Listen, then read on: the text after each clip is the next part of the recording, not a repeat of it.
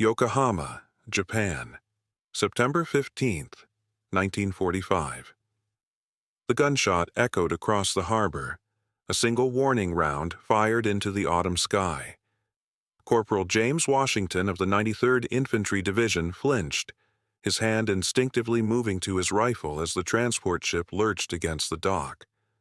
Around him, 200 black American soldiers stood in formation, their faces tense, expecting hostility. They had been briefed during the Pacific crossing. Japan was defeated but dangerous, the population fanatic, possibly armed. Trust no one. "At ease, soldier," Lieutenant Morrison called from the gangplank. "Just a signal flare. Harbor's secure." But nothing felt secure. James squinted through the morning haze at Yokohama's devastated waterfront. Skeletal buildings, twisted metal, rubble stretching toward the distant mountains. The firebombing had left the city a graveyard of ash and silence. Somewhere in that destruction lived people who, weeks ago, had been taught to hate everything he represented. The American flag snapped in the wind as the troops began disembarking. James noticed the civilian dock workers first, thin Japanese men in worn clothes, their eyes cast down, moving cargo with mechanical efficiency. They didn't look at the soldiers, not once. "Forward march!" The platoon moved through the port district, boots crunching on debris-covered streets. General Douglas MacArthur had arrived in Japan just days before, establishing the Supreme Commander for the Allied Powers headquarters in Tokyo. Now the occupation forces were spreading throughout the country, and James's unit had drawn Yokohama and the surrounding farming villages. "What do you think they'll do?" whispered Private Tommy Chen, a Chinese-American soldier from San Francisco marching beside him. "When they see us, I mean. Really see us." James knew what Tommy meant. Back home in Georgia, James couldn't drink from the same water fountain as white soldiers. He'd fought across the Pacific, Bougainville, the Philippines, proving himself again and again, only to face segregation in his own army. Now here they were, occupiers in a defeated enemy nation, representing a country that barely recognized their humanity. "Guess we'll find out," James said. They passed through a checkpoint manned by white Marines, who barely acknowledged them. The real shock came when they reached the residential areas still standing on Yokohama's outskirts. People emerged from damaged houses. Elderly men, women in patched kimonos, wide-eyed children. And they stopped. Stared. James braced himself for the hatred he'd seen in propaganda posters. The caricatured American demons, the monstrous invaders that Japanese children had been taught to fear. His finger stayed near his rifle's safety.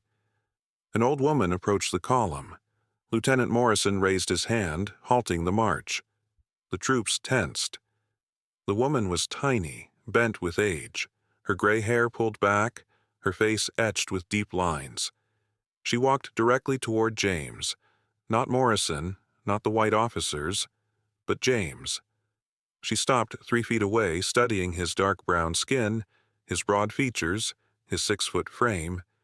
James felt exposed, vulnerable.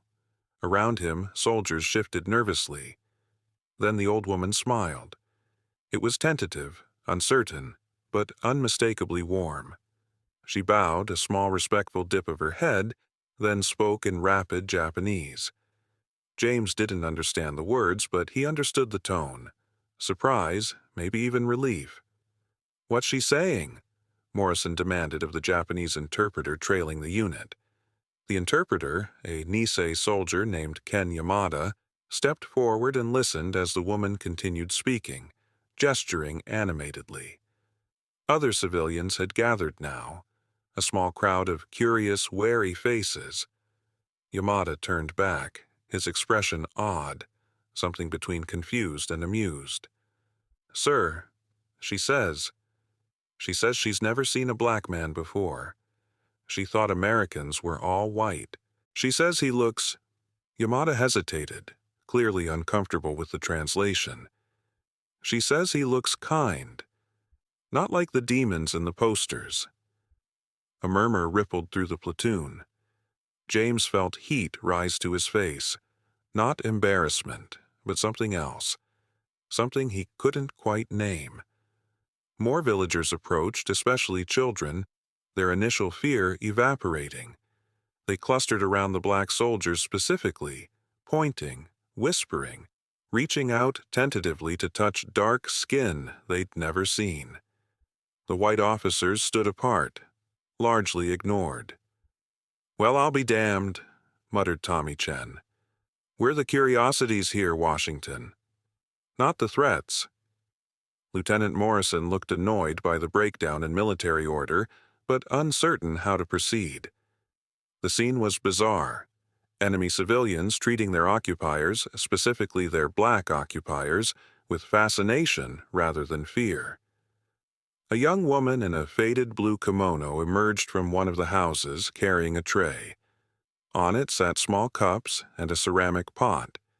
She approached James directly, bowed deeply, and offered tea. Her hands trembled. From fear or emotion, James couldn't tell. But her eyes held his steadily. "Dozo," she said softly. "Please." James looked at Lieutenant Morrison, who shrugged helplessly. Slowly, carefully, James took the offered cup. The tea was weak, probably the last of her rations, and tasted faintly of bitterness. But it was warm, and the gesture behind it warmer still.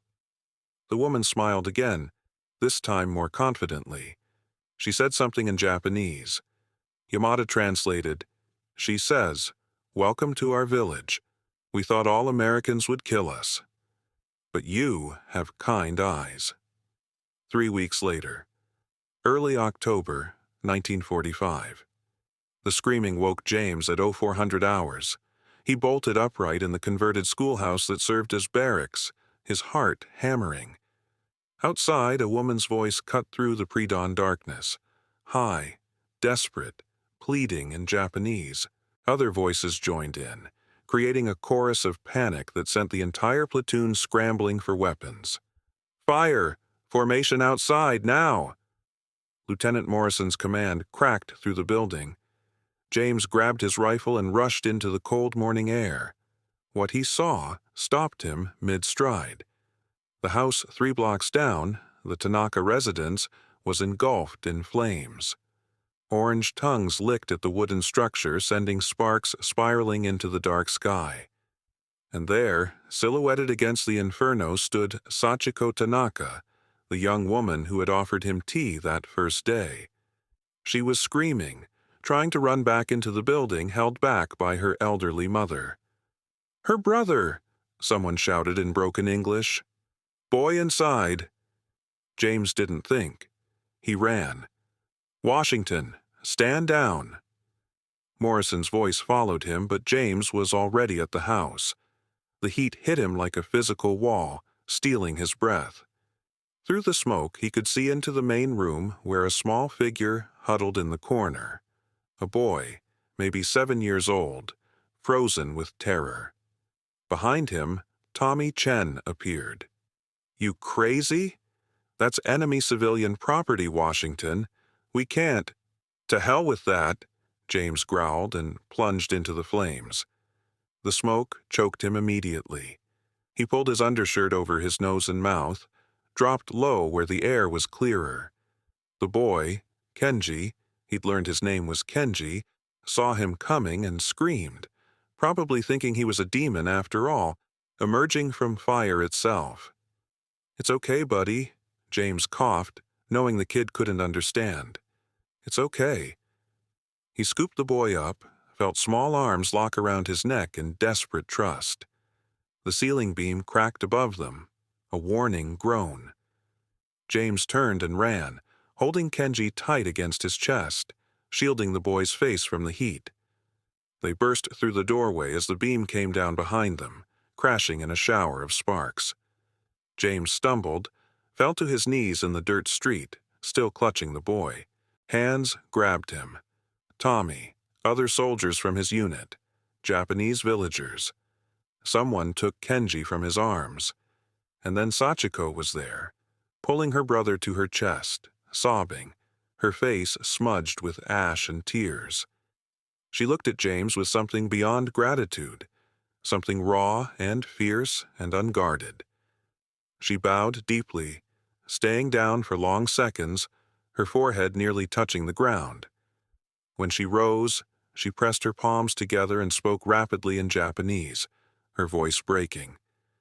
Ken Yamada, who'd arrived with the other soldiers, translated quietly, "She says you saved her family's future.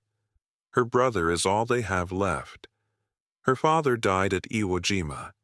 Her older brother died in the Philippines. Kenji is their only male heir, their only hope to rebuild after everything." James nodded awkwardly, suddenly aware of how many people were watching, his platoon, the villagers, even Lieutenant Morrison standing back with an unreadable expression. "Tell her it's okay," James said. "Tell her any soldier would have done the same." But Yamada shook his head. "She says no. She says the military police who came through last week, the white soldiers, they laughed when the children asked for food. They kicked an old man who moved too slowly. She says you and your men are different. You see them as people, not just defeated enemies." The days that followed changed everything. Word spread through the village network, an underground system of communication that the occupation forces barely understood. The black soldiers of the 93rd Division, assigned to this sector of Yokohama Prefecture, became sought after. Village headmen specifically requested their presence for administrative meetings. Women invited them to tea ceremonies held in damaged homes. Children followed them like shadows, fascinated by their dark skin, their easy laughter, their willingness to help rebuild. James found himself spending evenings at the Tanaka house, helping repair the fire damage alongside other soldiers from his unit. Sachiko's mother, Fumiko, would prepare meals from their meager rations, rice balls, pickled vegetables, weak miso soup, and insist the soldiers eat with them. "It's like we're guests, not occupiers," Private Marcus Johnson said one evening, carefully using chopsticks Fumiko had taught him to hold properly. "My grandmother told me stories about her father back in Reconstruction after the Civil War. White folks treated freed slaves like dirt. But here they treat us like liberators," Tommy finished. The irony is thick enough to choke on. James understood what they meant. Back at camp, the white officers and soldiers from other units treated them with the same casual contempt they'd always shown. But step outside that military bubble into the Japanese villages, and everything flipped. Here they were respected, welcomed, even sought after. Sachiko began teaching James basic Japanese phrases during the repair work. She was patient, laughing softly when he mangled the pronunciation, gently correcting him. Her English was limited but growing. She'd studied it in school before the war, she explained through gestures and Yamada's translations. "Why?" James asked one evening as they worked to replace damaged shoji screens. "Why are you all so kind to us? Your country just lost everything. We're your enemies." Sachiko paused, considering her words carefully. She spoke in halting English, supplemented with Japanese that Yamada translated, "You did not choose this war. We did not choose this war. Our leaders chose. But now we must live together. And you." She gestured to his face, his hands, choosing words carefully. "You understand suffering. I see it in your eyes. Not like the others." James felt something twist in his chest. She was right. Every black soldier in his unit understood occupation, understood being treated as less than human, understood the weight of systemic hatred. They'd lived it their whole lives. "My father," Sachiko continued softly, "he told me before he left for war. He said Americans were devils. But I think..." She met James's eyes directly. "I think devils come in all colors. And angels, too."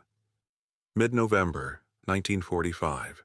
The first snow fell on Yokohama like a whispered apology. James stood outside the community center, watching white flakes settle on the ruins of what had been a thriving port city. Inside, he could hear laughter, genuine, unforced laughter, as his platoon helped organize a food distribution for the upcoming winter. The Supreme Commander's office had authorized emergency rations, and somehow James's unit had been assigned to manage distribution in their sector. "Washington," Lieutenant Morrison emerged from the building, his face tight with barely controlled anger. "My office. Now." The warmth James had felt evaporated. He followed Morrison into the small room that served as their headquarters, where two white military police officers stood waiting. Their expressions told him everything he needed to know. "Colonel Patterson wants to see your unit," Morrison said flatly. "All of you. Tomorrow morning, 0800 hours, Yokohama base." "What's this about, sir?" One of the MPs, a corporal with cold blue eyes, sneered. "Seems there's been complaints about your boys getting too comfortable with the locals, specifically with the women." James felt ice in his stomach. "We've been following fraternization regulations to the letter, sir. No inappropriate contact. Everything's been professional." "Professional?" The MP laughed harshly. "You spend every evening at that Jap house. Half your unit's playing house with enemy civilians. And word is, the women are getting attached." "We're helping with reconstruction," James said carefully, keeping his voice level. "That's part of our assignment." "Your assignment is occupation, soldier, not making friends." The MP stepped closer, his voice dropping to a threatening whisper. "You know what they're saying? They're saying the Jap women prefer you boys, that they're requesting black soldiers specifically. You know how that looks." James did know. He knew exactly how it looked to white officers who expected the racial hierarchy they enforced back home to hold true everywhere. He knew what it meant when the conquered population showed preference for the soldiers who were supposed to be inferior. "Dismissed," Morrison said curtly. "And Washington? Tell your men to keep their distance from the locals. That's an order." But keeping distance proved impossible. 2 days after the meeting, a delegation of village elders arrived at the barracks. They came formally, in their best remaining clothes, carrying a petition written in careful English and Japanese. Ken Yamada translated while James and Morrison listened. "They're requesting that our unit remain assigned to this sector," Yamada said, his voice carefully neutral. "They say other American units that have rotated through have been less respectful. There have been incidents, assaults, theft. They say the 93rd Division has helped them rebuild, has treated them with dignity." Morrison's jaw worked. "Tell them assignment decisions are made above my pay grade." "Sir," Yamada continued, "they're also offering something. They want to establish a cultural exchange program, teaching English to the children, sharing food preparation techniques, helping with American administrative procedures. They're proposing formal cooperation." Cultural exchange. Morrison's laugh was bitter. "These people were trying to kill us 6 months ago." "With respect, sir," James said quietly, "most of these people weren't trying to kill anyone. They were just trying to survive. Same as we were." Morrison's eyes hardened. "You're dismissed, Washington. All of you." That evening, James returned to the Tanaka house despite the order for distance. He found Sachiko alone, preparing dinner in the small kitchen they'd rebuilt. She looked up when he entered, and her smile faltered at his expression. "What's wrong?" she asked in careful English. James sat down heavily. "They might transfer us, my unit, to another sector." Sachiko's hand stilled over the rice pot. "No, you cannot leave." It's not my choice. Then whose choice? Her voice rose, uncharacteristically sharp. Who decides that you leave when you are needed here? The same people who've been making decisions about where I can go, what I can do, who I can be since the day I was born. James heard the bitterness in his own voice. I'm just a soldier, Sachiko. I follow orders. She moved to sit across from him, her dark eyes intense. You are not just a soldier. You are James. You saved Kenji. You helped rebuild 6 houses. You taught children to laugh again after they forgot how. She paused, struggling with English. You made us remember that world has good people still. Your government didn't think I was a good person, James said. Back home, my own government doesn't think I'm equal to white soldiers. So what am I, Sachiko? What am I really? You are man who ran into fire for child not his own, she said simply. That is what you are. The silence stretched between them, heavy with unspoken things. Finally, Sachiko spoke again, softer now. In war, my father wrote me letter. He said he killed American soldier in Philippines. Young man, like you. He said he had to. But after he could not stop thinking about soldier's face, about his family, about his life that ended. She looked down at her hands. Father said war makes us forget that enemy is human. But peace must make us remember. James nodded slowly. And what happens when the people who won the war don't want peace? They just want victory. Then you fight different war. Sachiko met his eyes. Harder war, maybe. But more important. The next morning, James's platoon assembled at Yokohama base.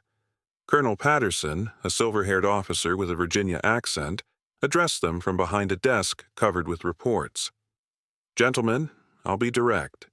Your conduct in the field has been unusual. You've exceeded fraternization guidelines. You've become, shall we say, too familiar with the local population. He paused, studying them. Now, normally, this would result in disciplinary action. However, Patterson picked up one of the reports. I've received 3 separate requests from village councils asking that your unit remain assigned to this sector. The Japanese police liaison has noted significantly lower incident reports in your area compared to sectors controlled by other units. And frankly, gentlemen, I don't have enough men to manage this entire prefecture effectively. He set the paper down. So, here's what's going to happen. You'll remain assigned here, but under stricter supervision. Weekly reports on all interactions with civilians. No entering civilian homes without an officer present. No accepting gifts or meals. And absolutely no fraternization with Japanese women. Are we clear? Sir, James heard himself say, with respect, those regulations will make our job impossible. Patterson's eyes narrowed. Your job, Corporal, is occupation, not friendship. Our job is securing the peace, James countered. We can't do that if we treat these people like enemies instead of future allies. The room went silent. Tommy Chen shot James a worried look. Talking back to a colonel was a court-martial offense. But Patterson surprised them. He leaned back, studying James with something that might have been respect. You have strong opinions, Corporal. Let me ask you something. You think these people see you as equals? You think they'd welcome you if you weren't carrying American authority? I think they see us as human beings, sir. Maybe for the first time in their lives. And maybe for the first time in ours, too. Patterson's expression hardened again. You're dismissed. All of you. But Washington, you stay behind. The other soldiers filed out, leaving James alone with Colonel Patterson. The silence stretched uncomfortably as the colonel poured himself coffee from a dented pot, not offering any to James. You know what your problem is, Washington, Patterson finally said, not looking at him. You think this moment of respect you're getting means something permanent. You think because some Japanese farmers bow to you, because some woman smiles at you, that the world has changed. Sir, I'm not finished. Patterson turned, his eyes hard. I was in France during the Great War, 26 years ago. You know what I saw? I saw French women treating colored soldiers like heroes, dancing with them, kissing them in the streets, made a lot of white boys angry, made some colored boys forget themselves. He paused. Then we came home, and nothing had changed. Not one damn thing. James stood rigid, keeping his face neutral. Permission to speak freely, sir? Denied. You'll listen. Patterson sat on the edge of his desk. I'm telling you this because I've seen how this ends. You're building something here that can't survive.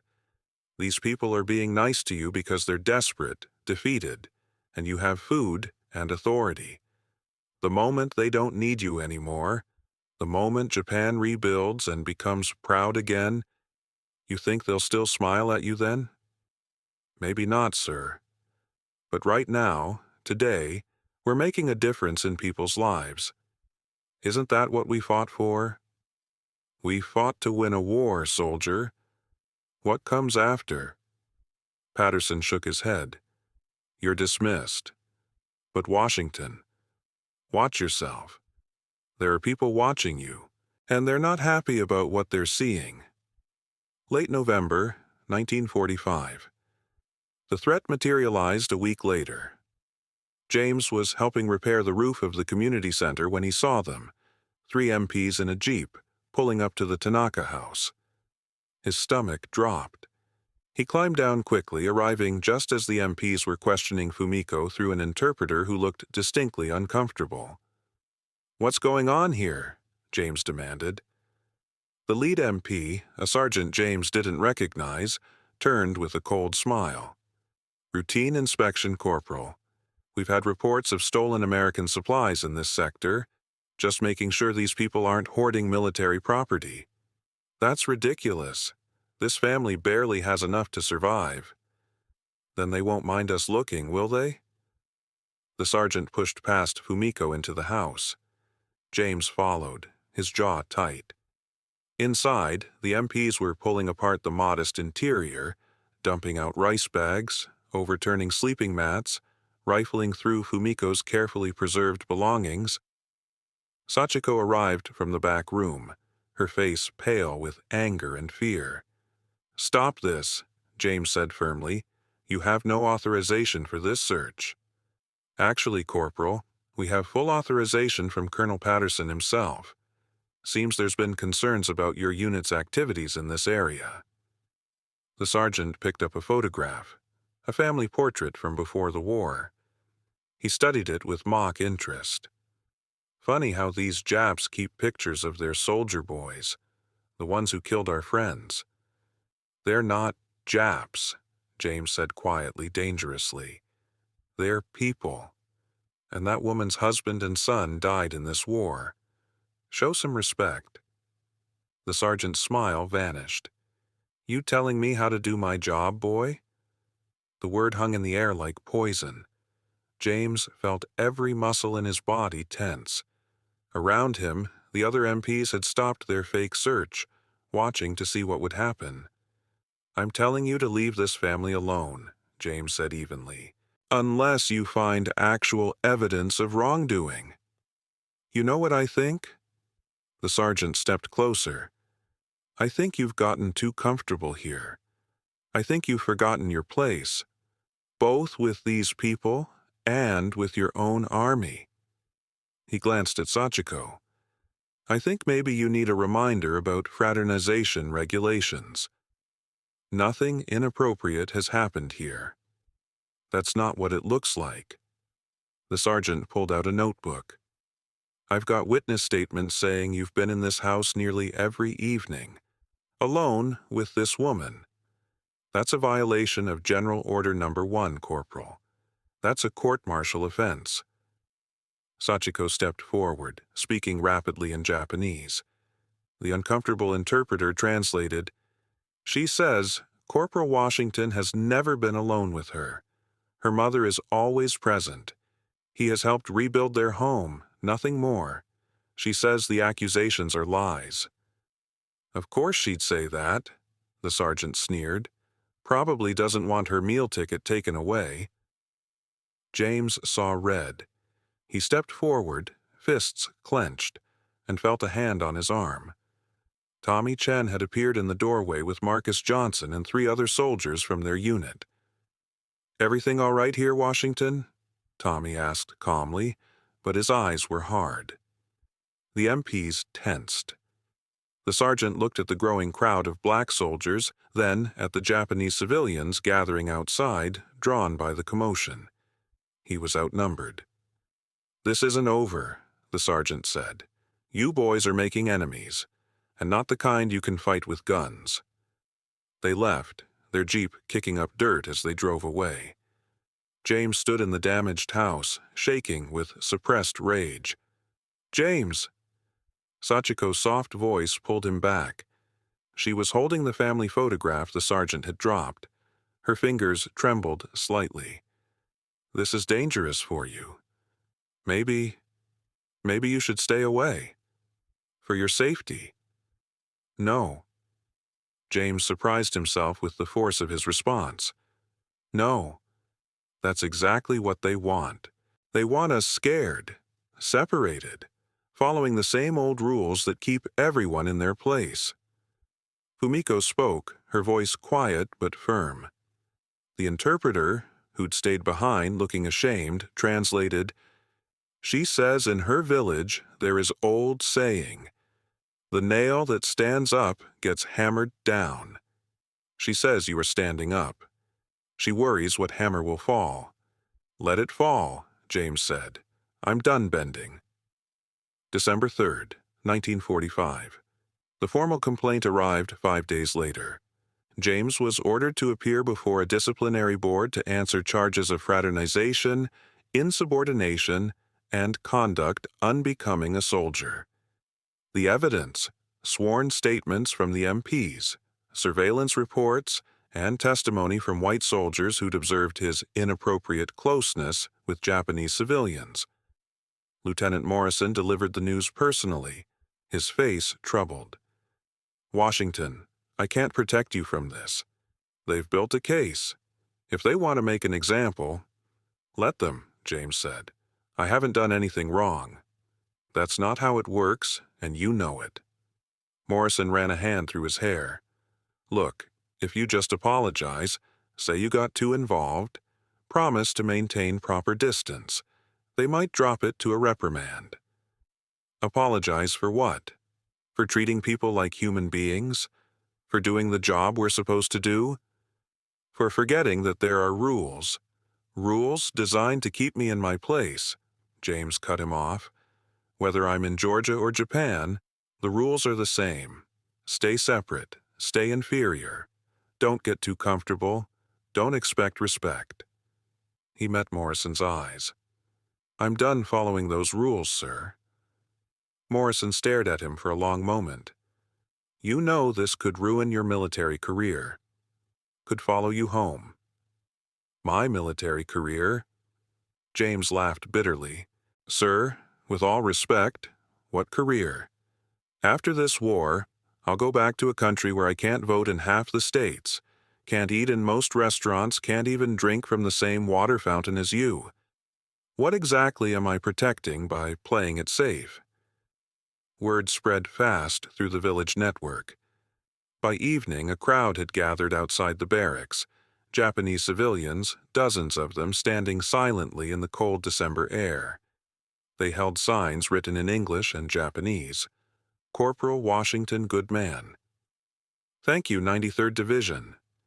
"Please do not punish kindness." Sachiko stood at the front of the crowd, her mother beside her. When she saw James looking out the window, she bowed deeply and stayed down, her forehead nearly touching the frozen ground.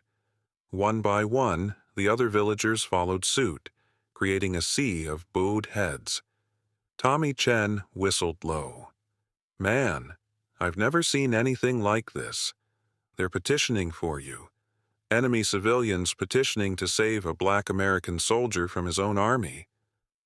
Marcus Johnson shook his head in wonder.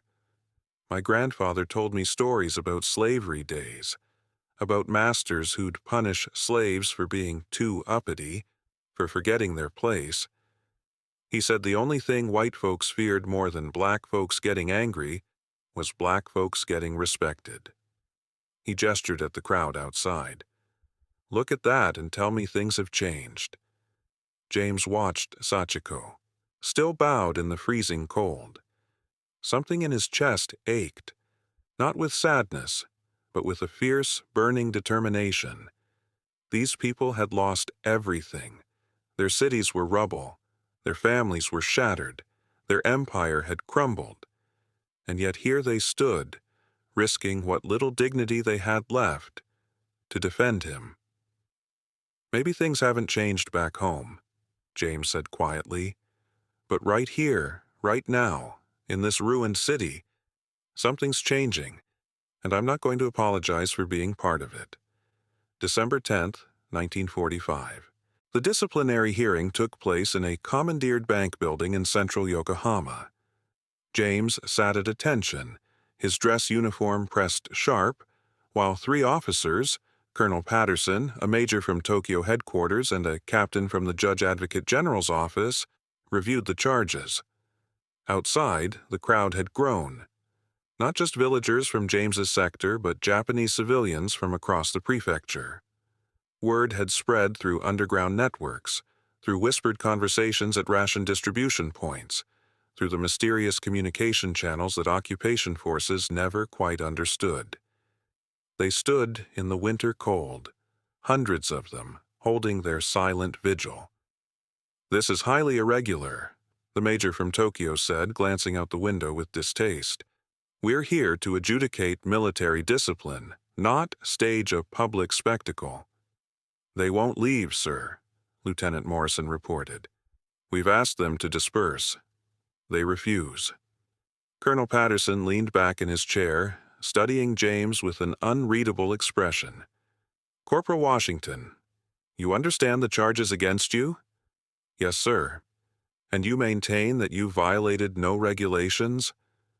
"I maintain that I've done my duty, sir, to secure the peace, to aid in reconstruction, and to represent the United States with honor."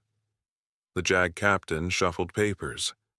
"The evidence suggests you've exceeded your mandate. Multiple witnesses report you spending extensive time in civilian homes, developing personal relationships with enemy nationals, accepting gifts and hospitality." "With respect, sir," James interrupted, "they're not enemy nationals anymore. The war is over. They're occupied civilians under our protection and administration. Don't parse words with me, Corporal." "I'm not parsing words, sir. I'm stating facts." James kept his voice level. "We were assigned to this sector to maintain order and assist with reconstruction. That's what we've done. The villages under our protection have the lowest crime rates, the most efficient distribution systems, and the best cooperation with occupation authorities in the entire prefecture. That's documented in Lieutenant Morrison's reports." Patterson nodded slowly. "That's true. Your unit's sector has been remarkably stable. Because we treated people with dignity," James said. "Because we didn't see them as defeated enemies to be controlled, but as human beings trying to survive. And they responded to that." The major from Tokyo scoffed. "What you call dignity, Corporal, others might call fraternization, specifically with Japanese women. That's a serious charge. Nothing inappropriate has occurred between me and any civilian, sir. Miss Tanaka's mother has been present at all times. I've helped rebuild their home along with other members of my unit, same as we've done for dozens of families." "And yet," the captain said, pulling out a photograph, "we have surveillance showing you and this woman together, appearing quite familiar." James looked at the photo. It showed him and Sachiko working side by side on the roof repair, both smiling. A moment of shared humanity captured and twisted into evidence of wrongdoing. "That's us doing reconstruction work, sir, as ordered." "You're smiling," the captain said flatly. "Both of you. Seems quite friendly for an occupation."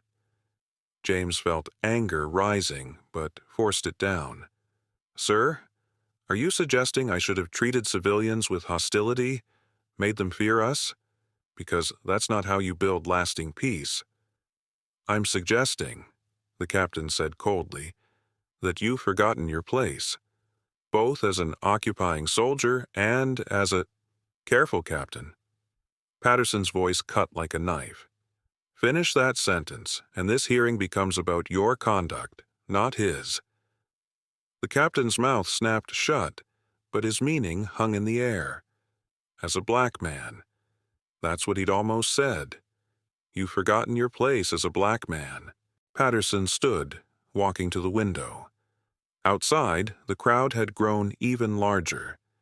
Sachiko stood at the front now, flanked by village elders, all of them holding their vigil in disciplined silence. "This situation," Patterson said slowly, "is unprecedented. I've been in the Army for 24 years, fought in 2 wars, and I've never seen anything like this." He turned back to James. "Do you know what they're doing out there, Corporal? Those Japanese civilians?" "Standing, sir. They're risking themselves. For you." Patterson's voice was strange, something between wonder and disbelief. In Japanese culture, challenging authority, especially occupation authority, is incredibly dangerous. They could be arrested, denied rations, blacklisted, and yet there they stand.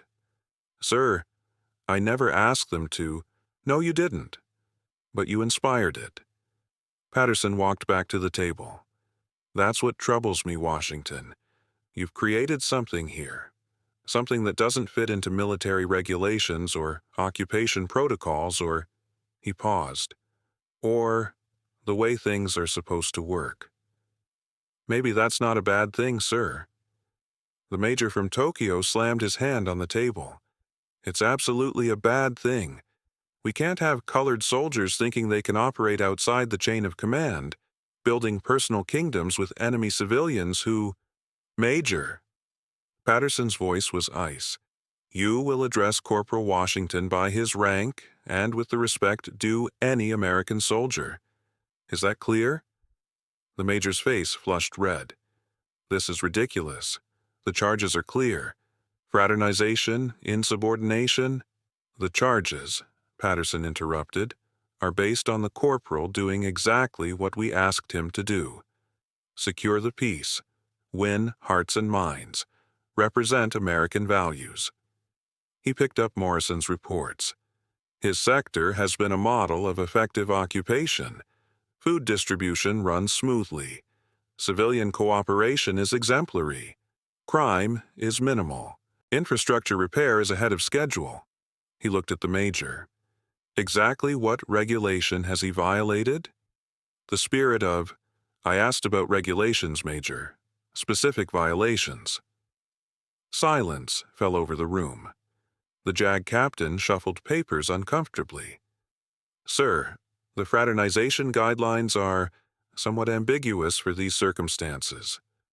"Ambiguous," Patterson repeated, "meaning you can't actually prove any violation." The captain hesitated. The appearance of impropriety is not the same as actual impropriety. Patterson set down the reports. "Gentlemen, I'm going to be frank. This hearing is not about regulations. It's about the fact that colored soldiers in this man's unit have achieved something remarkable. They've earned genuine respect from a conquered population, and that makes certain people uncomfortable." "Colonel, that's not—" "Don't insult my intelligence, Major." Patterson's voice hardened. "I know exactly what this is about. I've seen it before. In France, in the Philippines, and now here. Colored soldiers doing their jobs well, earning recognition, and suddenly there are concerns about their conduct." He stood. But here's what you failed to consider. We're trying to build a democratic Japan, a Japan that respects human dignity and individual worth. How do we do that if we punish the very soldiers who are modeling those values? The hearing lasted another hour, but the outcome was clear. The charges were dropped due to insufficient evidence of regulatory violation. James was issued a formal reprimand for appearance of impropriety, a meaningless slap on the wrist that would sit in his file and be forgotten. But the real verdict came when James stepped outside. The crowd erupted, not in American cheers, but in the Japanese style, with polite applause and deep, respectful bows. Sachiko pushed through to the front, her face radiant with relief. She bowed to him, then pressed a small package into his hands. "From Village," she said in careful English. "For you. For all soldiers of 93rd Division." James opened it later, in the barracks with his unit gathered around. Inside was a hand-sewn banner with Japanese characters and English words. "Thank you for seeing us as human." Below, dozens of signatures, every family in their sector. Tommy Chen wiped his eyes unashamedly. "Man, we came here as occupiers, but somehow we became something else," Marcus finished. "Something better." Lieutenant Morrison appeared in the doorway. His expression was complicated, respect mixed with something like regret. "Washington, Colonel Patterson wants to see you. Privately." Patterson's office was Spartan, decorated only with maps and official communications. He poured 2 glasses of whiskey, against regulations, but Patterson clearly didn't care, and handed one to James. "Sit down, Corporal. That's an order." James sat, accepting the glass awkwardly. Patterson drank, then spoke. "That thing I said during the hearing, about France and the Great War. It was true. I saw colored soldiers treated like heroes by the French. Saw them walk with pride I'd never seen back home. And I saw what happened when they came back to America. The riots, the lynchings, the message that their place abroad didn't change their place at home." He refilled his glass. "I'm telling you this because you need to understand something.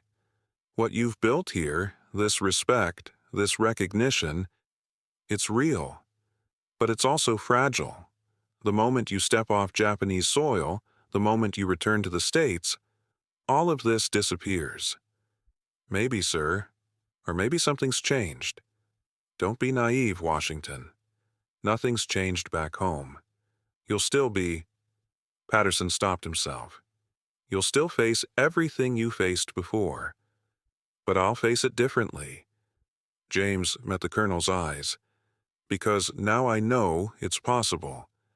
I've lived in a place, even for a few months, where people saw me first as a man, not as a color, where my actions mattered more than my skin. That knowledge, you can't take that away." Patterson was quiet for a long moment. "You know what scares people like that, Major? It's not that you're colored. It's that you're competent, respected, successful. Because that challenges everything they believe about natural hierarchies and proper order." He smiled grimly. "You and your men have done something dangerous, Washington. You've proven that the system is wrong." "Sir, I just did my job." "No, you did more than your job. You showed what's possible when we treat people, all people, with basic human dignity." Patterson raised his glass. "I won't be able to protect you when you go home. But for what it's worth, you have my respect. And my apology." "Apology, sir? For not standing up sooner, for letting it get to a hearing in the first place." Patterson drank. "I've spent my career following the rules, maintaining order. But sometimes the rules are wrong. Took a corporal from Georgia to teach me that." Christmas Day, 1945. The village held a celebration, a blend of Japanese tradition and American influence that would have been impossible to imagine 6 months earlier. Children played in the snow while adults shared what food they had. The soldiers of the 93rd Division sat among Japanese families, no longer occupiers and occupied, but simply people sharing a moment of peace. James sat with the Tanaka family watching Kenji build a snowman with Tommy Chen's help. Sachiko's mother had prepared special rice cakes, using precious ingredients she'd been saving, and insisted the soldiers take first portions. "You leave soon," Sachiko said quietly. It wasn't a question. Rumors of unit rotations were already circulating. "Probably, in the spring. And you go home, to America." "Yeah. Will you remember us? This time?" James looked at her, really looked at her. This young woman who'd lost her father and brother to war, who'd seen her city destroyed, her country defeated, and still found the courage to treat former enemies with kindness. "I'll remember," he said. "Every day of my life, I'll remember." "Even when," Sachiko struggled for words, "even when your country makes you forget your worth again?" The question stabbed through him. She understood. She'd seen the way white officers treated his unit, heard the slurs, noticed the segregation even within the occupation forces. "Especially then," James said firmly. "What happened here, what we built together, it proves something important. That respect isn't about race or nationality or who won the war. It's about choosing to see the humanity in each other." Sachiko smiled, but her eyes were sad. "I wish that was enough. That choice." "It's not enough," James admitted. "But it's a start, and sometimes a start is everything."